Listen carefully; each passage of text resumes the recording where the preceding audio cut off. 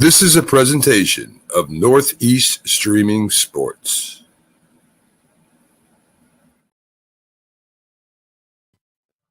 And welcome, my friends, to the Start Spreading the News podcast. Paul Semendinger here with the good doctor, EJ Fagan, to bring you 1 hour of great Yankees talk. And you know, the beautiful thing about baseball and sports is that there's always time for great baseball talk. EJ, how are you?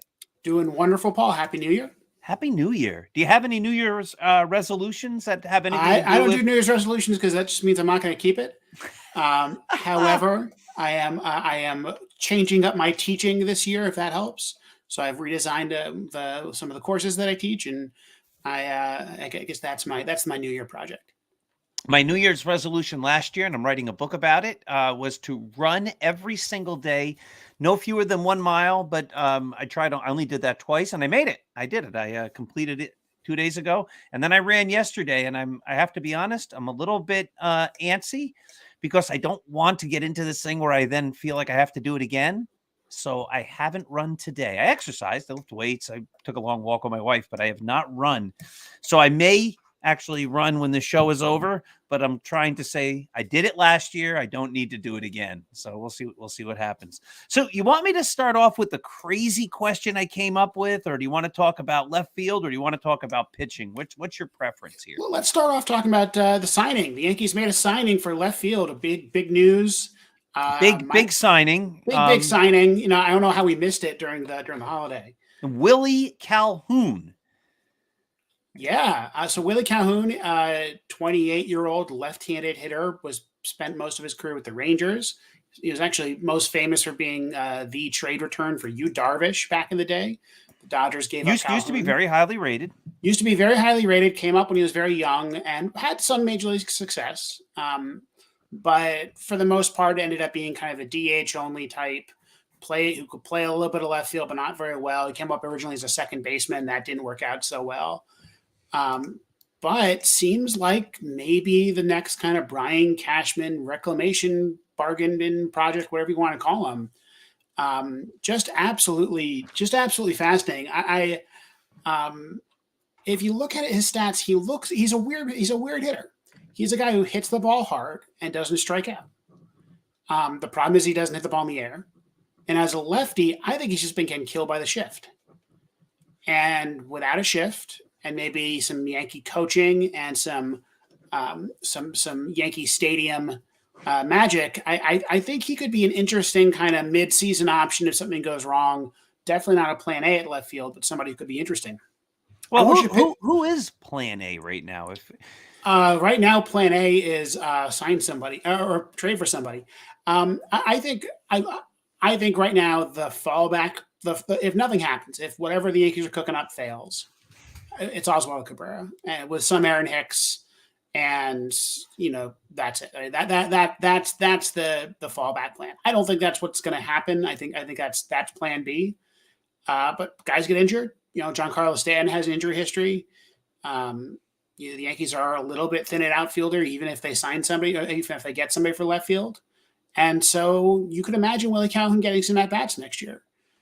Probably as a DH. He's a very bad left field. He's a terrible defender all around. But this is not absurd to imagine. In fact, I think that's what Willie Calhoun is thinking. Rather, I think that he thinks the Yankees can fix him. There's a lot of Calhoun could have found a job that had a much clearer path to the majors. You go to the Oakland Athletics or something and then end up as their DH. But he didn't. He ended up coming to the Yankees, who have a history of guys like Luke Voigt and Gio Urshela of kind of getting something more out of them.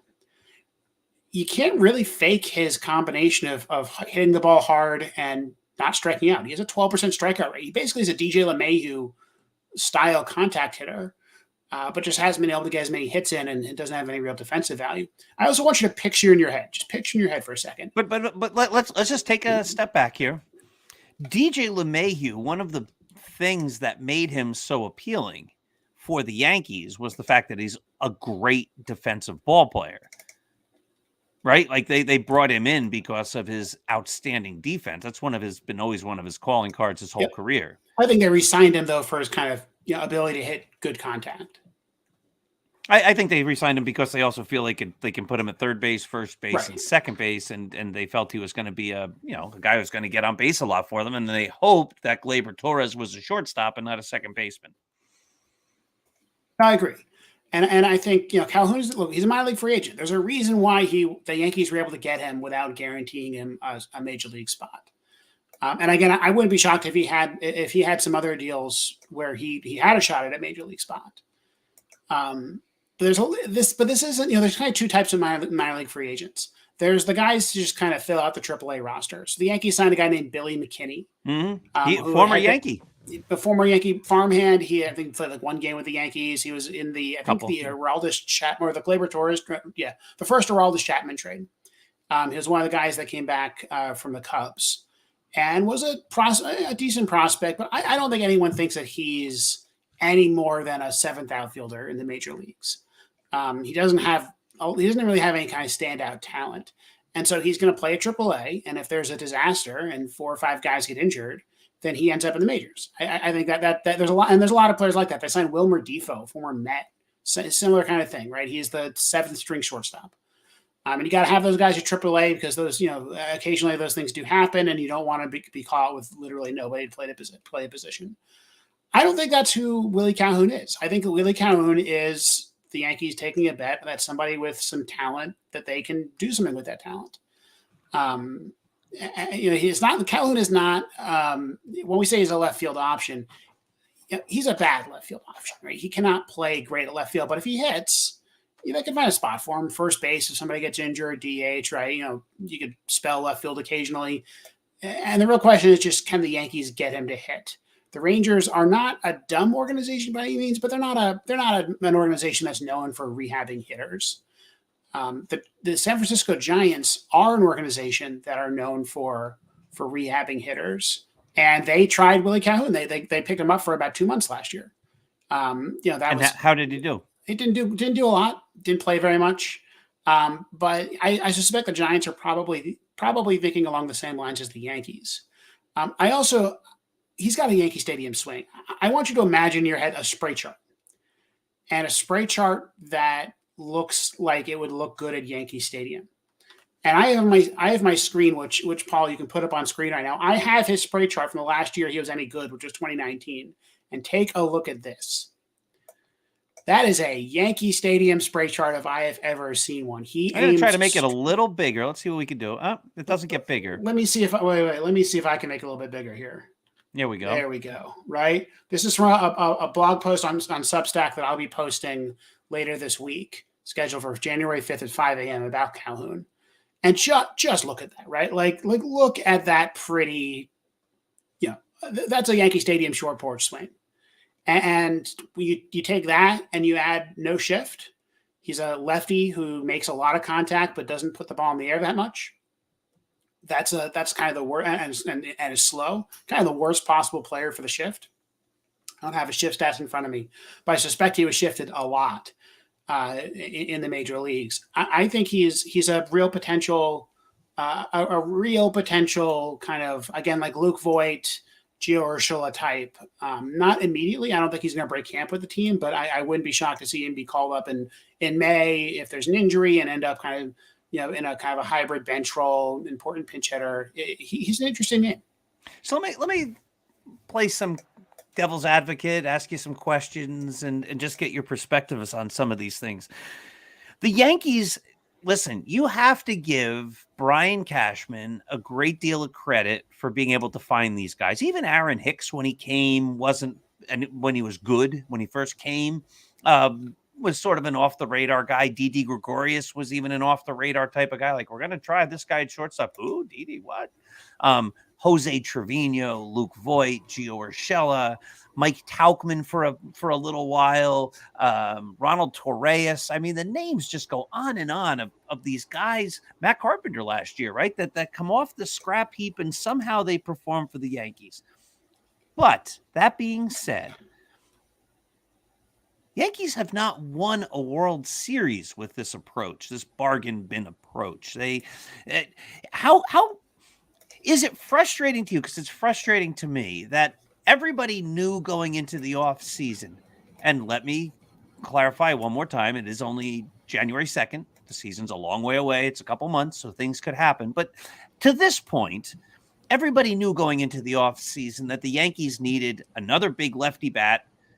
And really the only place in the lineup for that, unless they move like Josh Donaldson, which I don't see happening, would be left field. And it's January 2nd, and they haven't addressed it yet. And there was a report in the Post that says the Yankees are going to try Cabrera and Estevan Florial out there next year. That's their new game plan.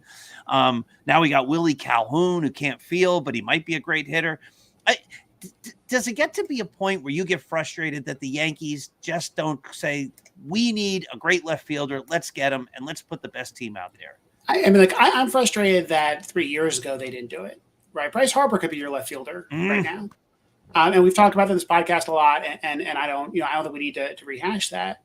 The Yankees are going to have the second highest payroll in baseball. They went out, they got Carlos Rodon, they re-signed Aaron Judge. Like I don't think they're playing a bargain bin strategy this year. But isn't it a bargain bin strategy in left field? We'll see what happens, right? I mean, if they end up going with Willie Calhoun and Oswaldo Cabrera out of spring training, then yeah, and that is going to hurt unless Calhoun does something really cool, which he could. I mean, if a month and a half now we're still kind of asking the same question every week, which is who's the left fielder, I think we can have that discussion. I don't think we're there yet. No, that's fair. And we're going to talk about the Yankees starting rotation, which they did beef up this offseason in a premium way. Mm-hmm. And I think it's just I think we're not used to the Yankees being a pitching and defense team. And they had the best defense in Major League Baseball, according to the Fangraphs defensive metrics. And they have the best starting pitching staff. And that's not nothing. Now, it's going to be annoying when they lose 1-0 games. But I think they're going to win a lot of 1-0 games. I was just going to say that the Dodgers in the 60s, that was really their thing. They won all the Drysdale and Koufax, and they won all these close, low-scoring games. It's not the Bronx Bombers. I don't think the Yankees have ever had a team that was phenomenal defensively and with maybe the top starting rotation and didn't hit a whole heck of a lot. Is that what because that's sort of what I see. That's what we're sort of looking at. Yeah, and Aaron Judge kind of balances that out a little bit. Right. But besides Judge and maybe Rizzo, I don't see a whole lot of great. Maybe Torres comes around. Yeah, I think there's two things going on. First off, the Major League Baseball offense was really low last season. And so, for example, Gleyber Torres, kind of his numbers on face value feel like he had a bad year, but he actually had a really good year. Except for August. He had a streaky year that was frustrating, and that's a different conversation. That's not that's a problem with Gleyber Torres. But if you just kind of look at the underlying numbers, you kind of miss how easy it was to be a good offensive player last year. So, for example, DJ LeMahieu in the first half of the season before he got injured was like a top 15 player in baseball, and it didn't feel like it because no one was hitting except for Aaron Judge. Which is what makes Aaron Judge's season so much more impressive. That said, the Yankees certainly are behind a lot of their top competition in terms of hitting next year. And they can solve that by adding a left fielder who could bat lead off, who's preferably a left-handed hitter, and make this lineup longer. That makes Gleyber Torres your 5 hitter. That makes Josh Donaldson your 6 or 7 hitter, right? Like that makes the lineup better in a lot of good ways. Now, Willie Calhoun is not that player. Oswaldo Cabrera is not that player. Those are really fun bench players or guys who come in for injuries. Those could be really interesting. But the Yankees would be playing a bargain bin strategy at left if that's what they end up going with. But here's my point though. If you can do both the bargain bin and the premium, that becomes a very good team, right? That's a team that has that actually uses the Yankees payroll to his advantage because they can go out and they can get Carlos Rodon. They can go out and they can trade for, whatever, Christian Yelich, which we've talked about in the show, or someone like that, or Brian Reynolds or whatever. And you can also have a Willie Calhoun every year. And I think, the best example of that is Jose Trevino, who was, I mean, won the Platinum Glove, was the best defensive player in baseball last year, and is the reason why the Yankees had the best defense in baseball last year. And that they got for free, basically. I think I hope that the Yankees aren't pulling guys out of AAA because they have 16 injuries next year. But it's nice to know that if that happens, that they could potentially pull someone. They could pull Willie Calhoun out of AAA if Giancarlo Stanton goes down. Plan A is Giancarlo Stanton, but you have a better Plan B than a lot of teams. All right, I'll give you all that. That's very fair. I still and again, it's August. It's January 2nd. We have plenty of time. I did make the argument on Start Spreading the News that there is a thing called opportunity cost. And when you wait and you dilly-dally and you delay, other things happen. Other players get traded, other players get signed, etc. And the Yankees, sometimes they move at a glacial pace, a little slower than other teams. So guys like Brandon Nimmo or Conforto or Michael Brantley or all these guys and go to other teams because the Yankees are still, pondering and et cetera, et cetera. Now, if they have a plan and they execute that plan, and then the complaining of the winter goes away. If the Yankees don't address left field and they try to go with a bargain bin strategy, the year they get Rodon and the year they re-sign Judge and they bring back Anthony Rizzo, to me, it'll just be frustrating because in the end, I think we'll be at the same spot again going, they were so close and they just missed. And I'm tired of them just missing. I mean, that's what it just comes down to.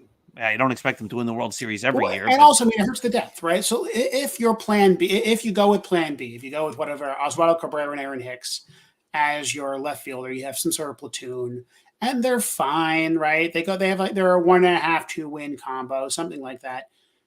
Or you pull someone out, Billy McKinney all of a sudden has a great spring training and you pull him out of the minor leagues. The problem is guys get injured. And now you're talking about not one of those guys being your replacement for whatever Harrison Bader when he has to, pulls a hamstring. You're talking about the next guy down the list. Great point. Yeah. And, I think there are some guys down the list that, ideally these are young guys that you make room for at that point in time. And there are some guys in the Yankee system that I think could be ready mid-season and could be really interesting players. And, one of them could end up being your one of your long-term options there. But still, you don't want to force that to happen. You could end up in a situation like they did late last season where they just had no one. They literally just pulled out, their infield prospect and said, go learn to play the outfield. That worked out better than it probably should have. Yes. Yeah. It worked out great. Well, I mean, it worked out okay. If you look at Cabrera, didn't really hit. No. But it worked out great that they got a guy and they gave him playing time and he brought a lot of energy and fun to the team. No, it's true. And I'm glad he's still on the team. But I'm just saying, you don't want that to be what you have to resort to. You want to have your Willie Calhoun, Billy McKinney, even prospects like Elijah Dunham, Brandon Lockridge. You want those guys to be the guys you call up when Harrison Bader gets hurt, not the guys you call up, not the guys who are your first string players. And, I think, when I say I'm excited about Calhoun, I'm excited about him as a replacement player. He should start the season at AAA. And I would not be shocked if the Yankees turn him into a 600 slugging percentage at AAA. And, he rejuvenates his career and then gets called up and kind of does the Luke Voigt thing. He'll be 28 years old. They get a couple of years out of him while he's still in his prime. Then he becomes a free agent and he's gone. And to me, that's fine. That's what happened to Urshela. That's what happened to Voigt. And those were really valuable players for the Yankees. But they can't count on it. He might not do that. And if you're counting on Willie Calhoun to be good, well, you're taking a real gamble and you might end up with essentially a black hole at left field. And you still have black holes at some other positions you have to worry about. That's a great point. So let's now go to the crazy question before we go get serious and have you share how great the Yankees starting staff is going to be. In order to set this up, we just have to talk about football because football is the best comparison here. So I just want you to assume that when I mention the Jets, I'm really talking about the Yankees. Okay. Yes. And I know nothing about football. So, it has nothing to do with football, really. It's just sort of a crazy scenario. Sure. So the Jets are terrible. They've been terrible for many years, and they're going to be not in the playoffs again. I think they're the 12 years in a row or 11 years in a row. They've had a losing record for 7 years in a row. They've tried 632,000 different quarterbacks, etc., and every one of them has failed. But their defense this year was actually pretty good. Okay. And the idea, if you look around, the idea is that they need a quarterback. I think that's so. Here's the scenario. I just want you to like extrapolate this for the Yankees, and what do you do in this situation? So Tom Brady is going to be available probably at the end of the season. So here's the crazy thing. He's going to be 612 years old. Who knows if he can I've heard still he's do it. having a bad season too. But he just actually had a great end, and he just got the Buccaneers to the playoffs. So they actually made it. So you have to do a lot of just allowing the imagination to work here. But let's say that the Jets knew they got a guarantee, like in the book, the year the Yankees lost the pennant, like a deal with the devil type of thing. Like, absolutely it's going to happen. That the Jets had this opportunity. They knew if they signed Tom Brady, that would get them to the AFC Championship game and maybe the Super Bowl. But you take your chances. You're going to make the playoffs. You're going to make it to the last game of the playoffs before the World Series or whatever. But here's the funny thing. Imagine if that happened. You could bring in the superstar, and let's even give him a couple years younger. He's not 80, 100 years old anymore.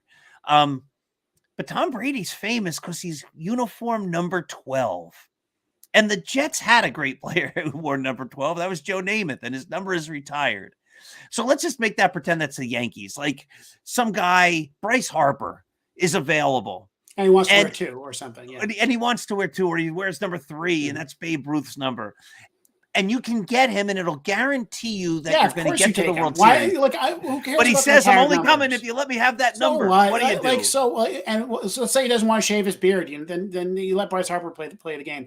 I think I like history. I like the way the Yankees show a lot of respect for history, but I don't think that you put up artificial barriers toward making a team good. Now that said, these are all professionals. Pretty sure Bryce Harper knows who Babe Ruth is, and if he wants to wear Ruth's number, I don't think Bryce Harper. I don't think any real professional athlete would make a decision about what team to play for based upon the number. Now, the beard thing is actually interesting because some players have said basically like, I am never going to the Yankees because I don't want to shave my beard. And I remember actually when Rougned Odor shaved his beard, there was a story that his kid didn't recognize him at first. And that I kind of get. There's something a little more cultural about that. Like, but I don't think it's ever really caused the Yankees a problem. And I think if push came to shove, the Yankees would, bring in the good player. Because the difference here is like Tom Brady's known. He brands his company. It's TB12. I mean, that's who he is. I don't think he can play in a different number, right? So you can bring him in, but that's Joe Namath's number. Like, what do you do? Let's say that whatever. Maybe it's not like Babe Ruth, so Babe Ruth. But what if somebody's wore number 44 and they were great?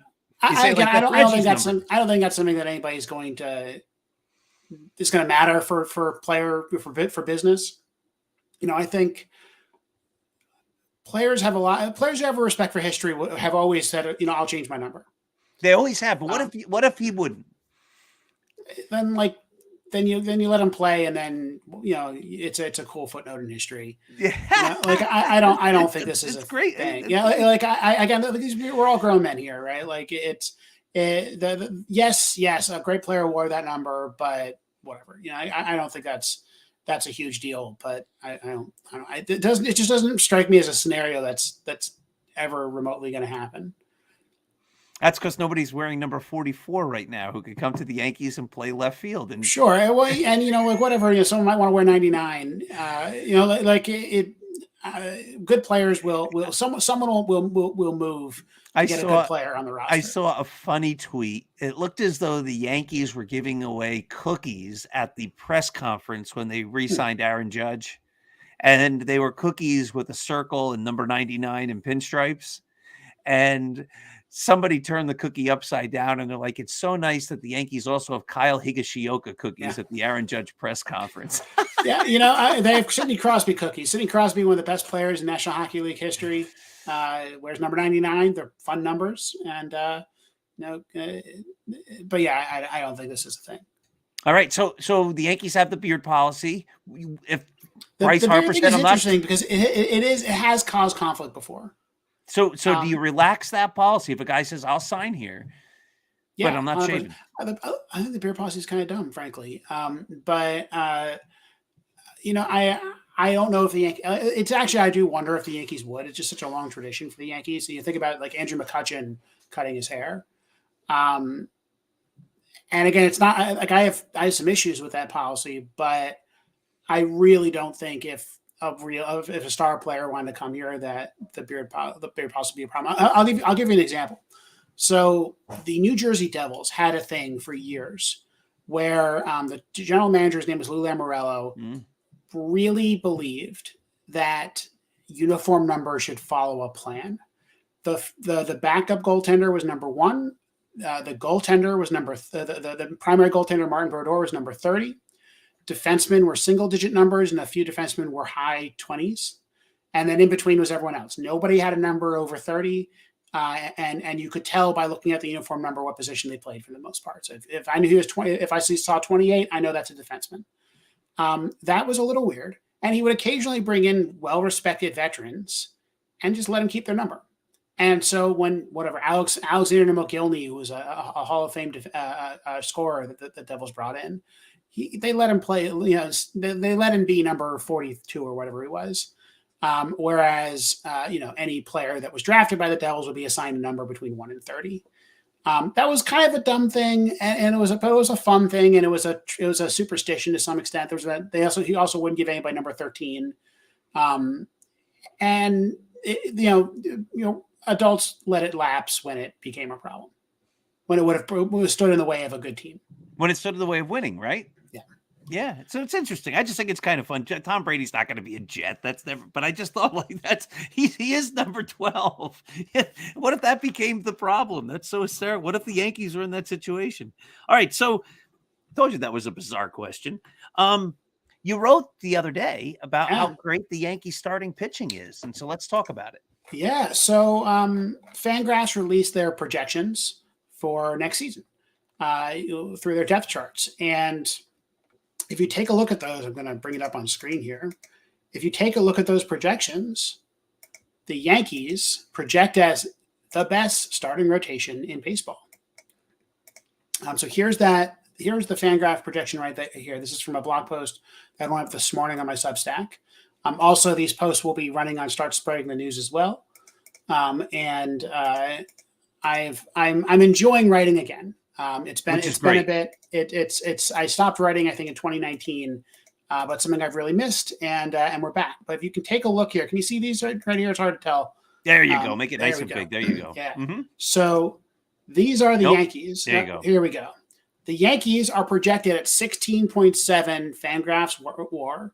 They're projected to have a 3.55 ERA. These are both best in baseball. And in fact, I think actually when you dig into the numbers, it's even better than this.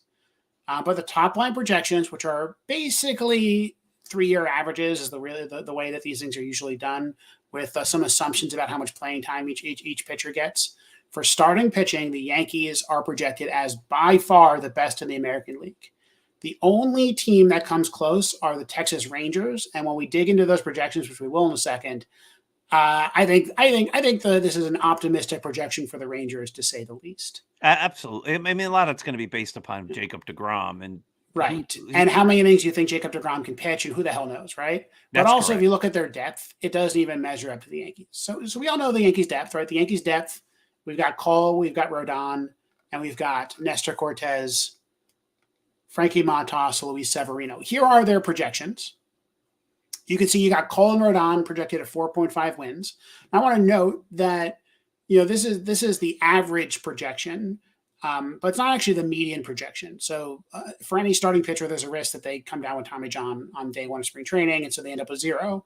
And so most of the players here will end up a win or more above what they're projected as. Rodon was a 6-win player last year. I think Cole was a 5-win player. Nestor Cortez was a 4-win player. But every once in a while, a pitcher is going to end up with essentially 0. And so that's why these look a little bit low. But Cole and Rodon are 2 of the top 5 players by projections in baseball next year. That's really good. Nestor Cortez, Frankie Montas, and Luis Severino are all about 40th. Now, I look at these projections, and we've had some conversations about Nestor Cortez. I think this looks a little low. Right? He's projected at 3.92 ERA. Based upon where he's been the last couple of years, he's been better than that. He was 3rd best or 4th best in baseball by xERA, which is the StatCast expected ERA stat. This is being conservative because 3 years ago Nestor Cortez was a nobody. He was DFA'd, and so you understand why the projection system is there. But I don't know. He's passed the sniff test to me. I think Nestor Cortez is much better than this. I think Luis Severino is much better than this coming into a contract year. He looked really good by the end of last season. The projection systems don't know how talented he is. They just know what he's done. I know he's been injured a lot. Frankie Montas, we'll see. That's a 3.78 ERA. I don't think anyone has any real idea what to expect from Montas, but that's I think a fairly reasonable projection. And if you look at some of the other guys who are projected alongside them, this is here we go. If we look at some of these other guys, and I'm sorry if this is a little bit not zoomed in enough. There's just not a lot. All the guys who kind of have similar projections, they're just not that good. And I think the Yankees have a better starting staff in the bottom 3 than they are projected as.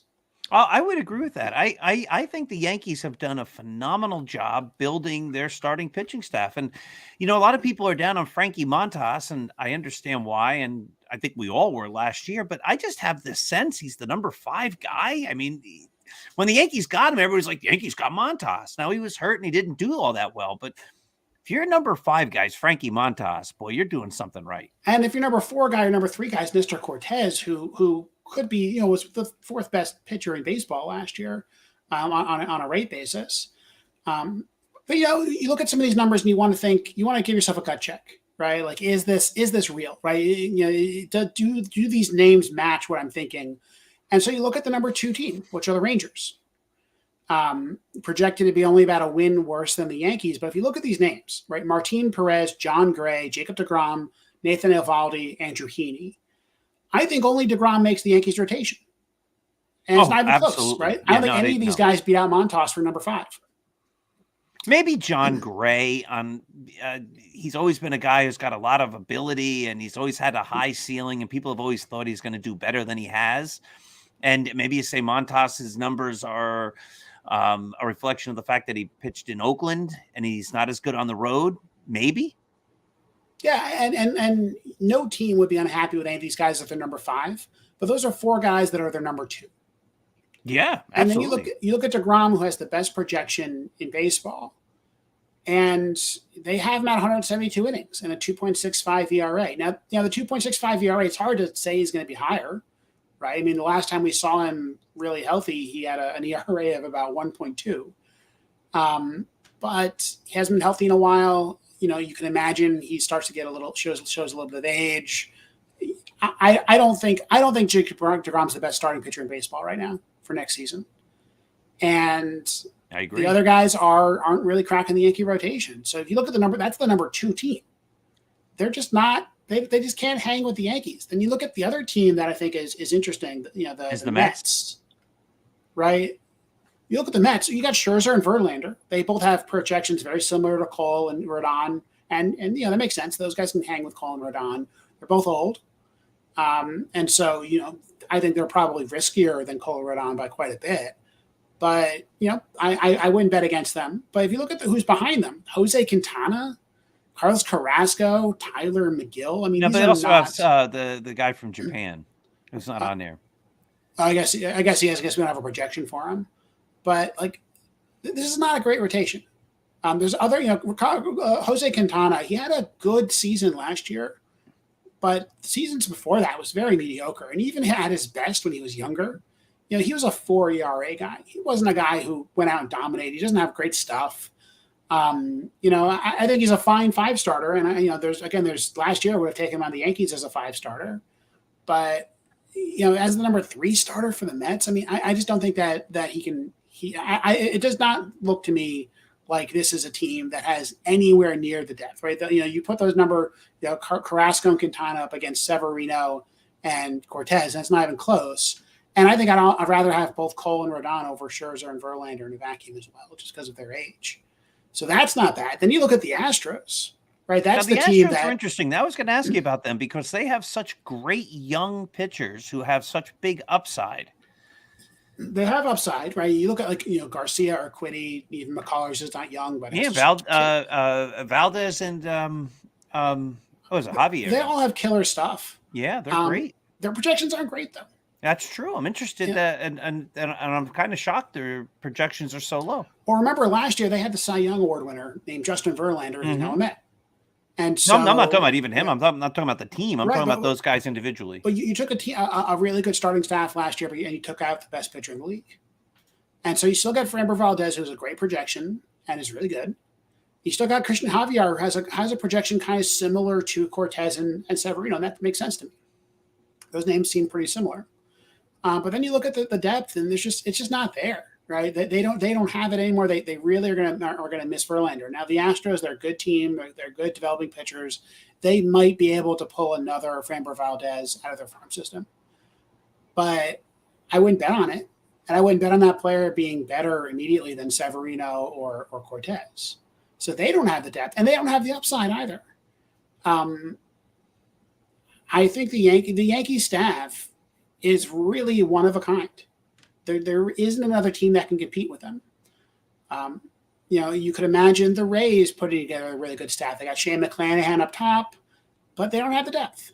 You can imagine the Blue Jays putting together a staff, guys like Robbie Ray. But again, once you get down to the back part of their rotations, it doesn't look so great. Now that's not the front end of the rotations do most of the heavy lifting in the playoffs, but you still got to get there. In the regular season, if these guys stay healthy, the Yankees are going to day in, day out have the best starter on the mound. And I think that's really going to matter. And when we think about the hitting and how left field is going to hurt, you have to remember that they got these guys going out there throwing every day. And I think, and again, unless injuries really catch up to them, it's going to be pretty special. I mean, you tell me. I can't remember the last time the Yankees rotation was this good. Maybe the late '90s, right? Cone and Clemens and Pettit, David Wells, El Duque. There were years where that was an elite rotation, kind of 1 through 5. Yeah, El Duque being your number 5 starter. But also, none of those guys weren't actually all on the same team at the same time. Clemens replaces Wells. Cone is kind of out by the time Clemens shows up. The Yankees had a lot of, they had some guys who weren't that great at the back end of those rotations as well. And I don't think they had and except for maybe Cone in '98, none of them. There wasn't really anyone who was, I think, as good versus the league as Cole and Rodon. So they got the depth of the '98 rotation and the upside of as good as upside as you can get. So as Yankee fans, we've grown up loving, the home runs and the exciting offense and scoring a lot of runs and all that kind of stuff. So let's do another scenario here real fast. Let's say the Yankees, let's say Brian Cashman is miles ahead of everybody and every one of his critics because he has actually figured this out, that he has the best starting rotation and he has the best defense in the league, and you don't need a lot of offense then. How enjoyable would it be for you if the Yankees become a team that just grinds out wins? Every game is a close one. Every game 3-2, 4-3, 2-1, 1-0, and you're losing by those scores, but you're winning by those scores. And let's say they play all year and they win 100 games that way. But is that going to be fun for you? Or I think it you could look be fun. forward to the excitement of every game being a grind and the tension? What do you think? Yeah, I think it could be fun. I think Harrison Bader diving in the outfield, that's fun. I think Oswaldo Peraza making a great play at short can be fun.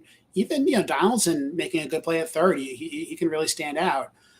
Judge throwing out a runner. You can imagine that being a lot of fun. I think the frustration level for a pitching and defense team is really about the bullpen. And we haven't talked about the bullpen, and it's not. It is rated as very middle of the pack by Fangraphs. Now, bullpen depth charts are not great. I mean, it's really just about your closer. But the Yankees don't really have a closer. And, they're going to be hoping that guys like Clay Holmes and Jonathan Loaizaga, who were question marks up until the last game of the season last year, can rebound and be that guy. And it doesn't seem like they're going to trade for one. I don't see a lot of guys coming from the minors who are real closing candidates. And so they're kind of just hoping that Holmes goes back to earth. I mean, he was still really great last year, in his season numbers, even if it ended poorly. They're going to hope that Loaizaga stays healthy and is effective all year. Maybe Marinaccio or someone like that steps up. Tommy Kahnle comes back. Tommy Kahnle could be really good. I think, but if you win a lot of games, if you blow a lot of games, if the starting pitching gives you a 1-run lead, and twice a week you blow that lead, that could hurt.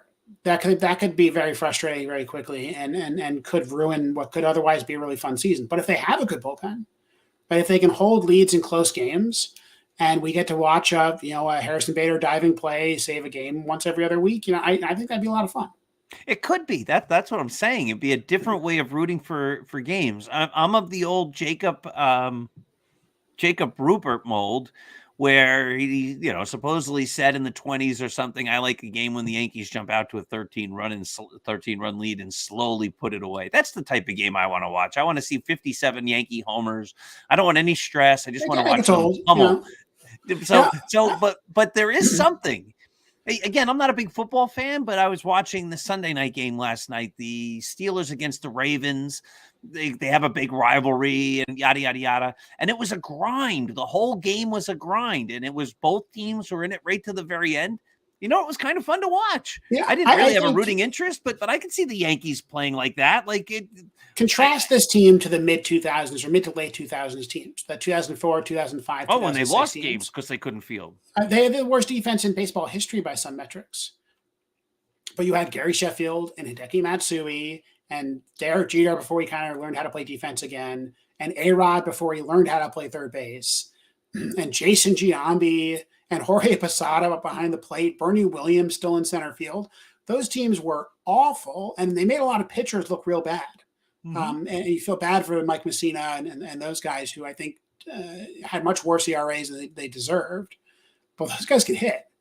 And it was kind of fun watching Gary Sheffield wiggle his bat and almost kill Larry Boa and all that. But I think I think the pitching and defense team is more fun to watch than that. I also think without the shift, I'm looking forward to some infield defense. I want to see some big athletic plays, and I think we could see more of that this year, and I think that there's going to be a bigger premium put on defense. Now that said, the biggest defensive advantage the Yankees have is Jose Trevino, and that's not really easy to see. You don't really see framing, or pitch blocking and stuff, but all that much. And so maybe it could be a little frustrating. The Yankees are winning games. You don't even really realize who's responsible. Interesting. You don't notice the pitch blocking until you do, right? And you go like Gary Sanchez wouldn't have had that. That would have been back by the screen. Yep. That would have. A lot of times you have catchers who made their defensive reputation on their arms because the thing you see the most. And as soon as somebody kind of figured out that we could measure framing, all of a sudden you realize a lot of those guys were bad, like really bad. I mean, if those first few years of framing, I forget the name of the catcher on the Pirates, but the Pirates had a catcher who was, he was an athletic guy. He was a guy known for having a good arm. He was the worst framer in the league by far. And he was worth something like negative 30 runs. That was before umpires knew that they had to look out for framing, and it was before teams really thought about framing. And no one realized it, right? No one really kind of figured it out because, a strike here or a strike there, it adds up over time, and strikes are very valuable. And Jose Trevino, I think it's easy to miss. That's what we have numbers for. Yeah, it should be fun. I think it's going to be a different year. Maybe Brian Cashman realizes that as long as he doesn't put Willie Calhoun in left field, if they go with a guy who can catch the ball at a cheap rate, he thinks the Yankees will score enough runs. It'll be a weird way to watch Yankee baseball, but it might be fun. Yeah, I think the one caveat here is that you want to not waste Aaron Judge. Yeah, well, that's part of the point. Yes, you need, like, Aaron Judge is so good, and if you don't protect him, then you end up, I think, really leaving wins on the table. And so I have no problem with the number 8 hitter on the Yankees being Harrison Bader and being a defense first guy. I have a problem when, it's Aaron Judge batting leadoff because you don't have more than 2 guys you're comfortable batting behind him. And to me, that's why it makes sense to go out and get a left fielder who can bat leadoff, who's preferably a left-handed hitter, and can just make that lineup a little bit longer. So you can put, Judge second or fourth. You can put Rizzo behind him. And you can push guys like Stanton down a little bit. You don't have to have Gleyber Torres leading off. All these things. I do think there's some value in that. And I think that there's diminishing returns to adding another defensive guy because you already got a great outfield. Yeah. I think the Yankees need offense. I still think they do. So, I'm not saying Cashman's thought this through that way. I mean, of course, he's thought it all through. I'm not sure that that's really plan A, B, C, or D. But maybe if that's the worst case scenario, they go, we were pretty sound defensively, and we got some great pitching. I think if Calhoun is plan B for Stanton, and I think that's look, I'm okay with that. And he's a left-handed bat. I have no problem with that. I still want the Yankees to go out and get themselves a major league, high-quality left fielder who can lengthen the lineup. We're saying the same thing. I wouldn't mind if it was more of a power guy, so he could bat behind Rizzo or something, and you get, Judge. I would bat Judge third, but Judge bats second, Rizzo bats third, Stanton bats fourth. This big lefty bopper guy. You can also make this lineup look a lot longer too if he comes back. If he comes back. Problem with that is then you might lose some defense with Donaldson, right? And I'm okay with Donaldson as long as he's batting seventh. I like Donaldson on the bottom third of the lineup. I don't like him trying to bat him in the middle of the lineup. I think it's part of what the Yankee problem has been. So you want to play? Let's play a game. Let's do this. A little quick. You say the year, and I'm going to go to Baseball Reference and pull up all of the Yankees players for that year, and we'll see how many. We're going to go for the 2005 New York Yankees. Wow, I thought you were going to do something. One of the first years that I followed the Yankees very, very closely. I wrote a great blog post while you're bringing this up right before Christmas about the book Moneyball, and which I've talked about both on this show and on the Bronx Beat podcast, about how Moneyball was important in my professional career and kind of it came at a very formative moment in my life. And one thing that did was it got me watching the Yankees. And the first seasons that I really paid like minute day-by-day attention to for the Yankees and really understood the statistics was 2004, 2005. And that was because of Moneyball. So I think let's see if I can name that whole team. All right. You ready? How do you want to do it? You want to just start saying names? Or you want me to say the position? Let me say some names and I'll go around the diamond and you can, once I'm stumped, you can start giving me clues. All right. So we'll go catcher. Catcher, Jorge Posada and John Flaherty. Yes, I have to move my screen up. I just don't want to make sure I'm making any mistakes. First base. All right. First base was Jason Giambi. We're going 2005, correct? Yes. Second base. The first base was not Jason Giambi. It was not. Oh, DH was probably Jason Giambi was probably a DH. Yes, they're calling him the DH. So I think Tino Martinez came back that season. That is correct. Yep. Okay, good. Second base was Robinson Cano. That is correct. Shortstop was Derek Jeter. You're doing great. Third base was Alex Rodriguez. Yes. Left field was Hideki Matsui. Mm-hmm. Center field was Bernie Williams. Yes, sir. Right field was Gary Sheffield. You've gotten the starters. All right. Now we got to get the bench. Now the bench. I've already got Flaherty on the bench. Yes, you did. And I think that was Miguel Castro's year. Or is he gone by then? Castro's gone. Okay, Castro is gone by then. Oh God, who else was on that bench? Did This is where they? it gets fun. It's just so silly. Yeah. This is a little. This is a All right, little. I'm going to give you the initials. Sure, Maybe if I give you the initials, give you me- can bang right through them. You ready? Yes. TW. TW. That was. Oh my God. He had been a Diamondback. Yeah, I know exactly. Tony Womack. Of There course, you go. Womack was injured. He was the reason why Robinson Cano came up that season. DH type switch hitting guy. Initials RS. RS. It wasn't Reggie Sanders. He wasn't on that team. RS. Used to be a Ranger in the early 90s, late 80s. Was on the Yankee team when they were in the playoffs in 95 when they lost. Oh, what? Oh my God, bench player, big, tall, strong guy, Yes. right? Oh my God, what? His name is completely escaping me right now because he hit like 25 home runs in that team, right? I forget what's his name. Ruben Sierra. Ruben Sierra was a great. All right, next is an outfielder whose brother played for the A's. His initials are BC. BC outfielder who played for the A's. No, his brother played for the A's. His brother was a shortstop. I don't know who his brother is. I don't know. Bubba Crosby. Okay.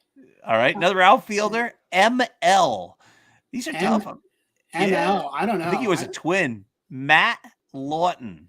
No, these are tough. But let's go to the start of the pitching. I think. All right. Well, I'm going to give you the rest of the bench then. These are the other guys that Report. appeared for the Yankees that year. It's just so silly when you look back at all the guys who played. Ray Sanchez. Okay. Andy Phillips. Mark Bellhorn. Russ Johnson. Melky Cabrera. Oh, Melky got called up that year. I forgot about that. Escalona. Will Nieves. Kevin Reese. And Mike Vento. All right. Here you go. Give me some pitchers. All right, so your starting staff, you're going to have Mike Messina. Mike Messina, yes, sir. You're going to have Carl Pavano. You did have Carl Pavano. You're going to have Jarrett Wright. Jarrett Wright is on that staff. Jarrett Wright is on that staff. Yep. You're going to have 05. Was Randy Johnson? He was. He led the team in appearances. The year he was good, I think, too. Yeah, 17-8. And we're missing one major starting pitcher, Ching-Ming Wang. And there was one other guy who made 13 starts. Borderline Hall of Famer, but will never get in. That was Roger Clemens, who signed midseason. No? Roger Clemens, was he on the team? Was that? Maybe it was 2006 or 2007. He came in midseason. It was not Roger Clemens. Guy who played a lot with the Rangers. I think he played for the Padres for a while. Oh, it's going to be, oh God, he's got the cutter. Not the cutter. Initials KB. Kevin Brown. Yes, sir. Wall that year. Was Estevan Loaiza on that team? Oh, I remember when the Yankees had him. I wanted him to be so good. He was not. Because I think he was on the White Sox in 05. On that great White Sox team. Bullpen. Mm-hmm. Mariano Rivera. Yes, sir. Tom Gordon. Yes. Tanyan Sturtz. Oh, yes. Great job. Tanyan Sturtz. Scott Proctor. Mm-hmm.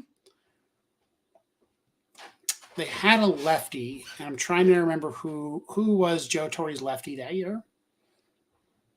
This guy was not the lefty. There's one other guy who actually pitched in 34 games. Okay. Felix Rodriguez. Okay. I remember he had a good fastball.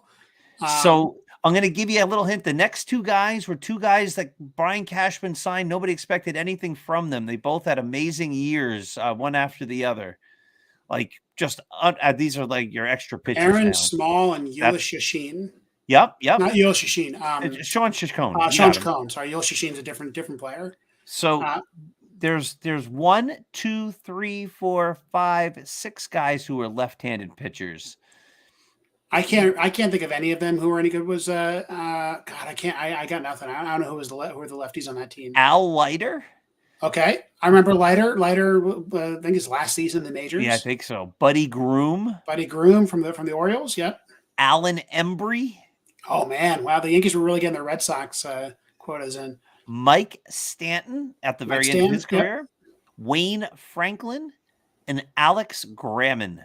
All right, Alex Graham was like Sterling Hitchcock come back for that team maybe too. No, I think he didn't.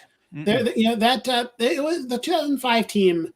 It was a fascinating team because the Yankees, that was really the Yankees as the payroll monsters. Think about the Mets this year. The Yankees that year had I think, $180 million payroll, not significantly lower than they were 2 years ago. And the next highest team was the Red Sox at about 150, and everyone else was like below 100. I mean, there was no competition for the Yankees in terms of payroll. They went out and they got A-Rod, and the Red Sox tried to get A-Rod, but the Red Sox couldn't afford his contract. He was getting paid $25 million. And the Yankees were the one team willing to eat it because he had signed with the Texas Rangers and he was taking up like a third of their payroll and they couldn't afford it. And even though he was winning MVPs, they couldn't put a good team together because he was taking up so much of their payroll. And so the Yankees just got him for Alfonso Soriano. Then they had guys like Jeter and Posada and Mariano Rivera who were all making a ton of money. It was a stacked team. I remember when they got Gary Sheffield, right? I mean, it was like they just added a ton. They signed Gary Sheffield like a 3-year contract. He was a top player. And as I recall, Cashman wanted Vladdy Guerrero, and the Yankees, Steinbrenner, I think, wanted Sheffield or whatever. There was some controversy there. But yeah, and Guerrero, sure that Angels contract sure worked out well for them. But Sheffield was also a lot of fun, and those are two very fun outfielders. Hideki Matsui was so much fun on those teams that the first year or two after he arrives, he had kind of a slowish start. He wasn't hitting for a lot of power, but by 2005, he became a real power hitter. And he had the Iron Man streak going too at the time. And I love when he got hurt. I was at the game where he got hurt. I love when he wrote the apology. I mean, you talk about a guy who really cares about what he does. He gets hurt, he breaks his wrist. That's not his fault. Well, it was right in the beginning of the game, and my family and I were sitting down. Like he writes an apology. Late. Yeah, we were a little late. We walked down, and all of a sudden, we just see there's an announcement on the screen, and you see, and Hideki Matsui is out. Yeah, loved. That's Ethan's favorite player, and Matsui. He was the best. He was so much fun. He had a great nickname. I absolutely loved Hideki Matsui, but he was one of those players on those teams who could not play defense.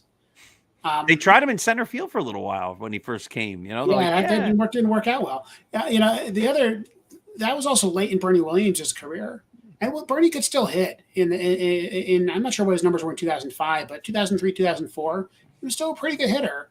But he had lost all defense, right? He had the noodle arm, and without being once he lost his speed, he really just was a terrible defensive player. Yeah, and he hit only 249 that year with 12 homers, 64 ribbies. His on-base percentage was just 321. His OPS was 688. His OPS plus 85. Yeah, I mean, Bernie retired fairly young. You have to remember, the other core four guys went on forever, but Bernie retired in his mid-30s. And I remember that season, Melky Cabrera was coming up, and the Yankees had just had some success with Robinson Cano. They had Chin-Ming Wong, and they're turning over this new leaf of great young players. And Melky was the next guy coming out of their farm system. And I remember Joe Torre would not trust Melky Cabrera to the point that Bernie Williams was his defensive replacement in right field a lot. Bernie Williams is not a right fielder, right? Bernie Williams had one of the weakest arms in baseball, and Melky Cabrera was not only a strong defensive player, but had a killer arm. And for whatever reason, Joe Torre just didn't trust him. The late Torre era was always fascinating to me. At the time, I was writing a blog called Fire Joe Torre. So I was watching Joe Torre like a hawk. And he was a guy who in the 90s, I think, was one of the best managers in baseball. He won those dynasty teams. He was the right manager for the Yankees at the right time. But then Moneyball comes along and changes the way we think about baseball. And the best manager from 5 years ago is now behind the Temps. Yeah, and he really showed it in that 2005 season. He pitches Scott Proctor for 100 innings, really blows him out. And indirectly, that leads to things like the Jobber rules. Yeah, I mean, the Yankees did not trust him with their young players. And so they said, hey, if we call up Jobber Chamberlain, we are not letting you abuse him. We're not going to let you break his arm. And that was a problem. And that also, the Yankees also, frankly, didn't do Jobber any good. They were kind of moving between starting and... Yeah, they didn't do him any favors. Yeah. That was a problem. Yeah, well, you know what, EJ? The 2006 Yankees at some point soon, too. So. Maybe we'll play that game next week. Who knows? Maybe next week we're going to talk about the fact that the Yankees went out and they got... Tatis and Mike Trout. And now the question is, where do you put all these guys? Because there's not enough positions. But We're at the top of the hour. So this has been the Start Spreading the News podcast.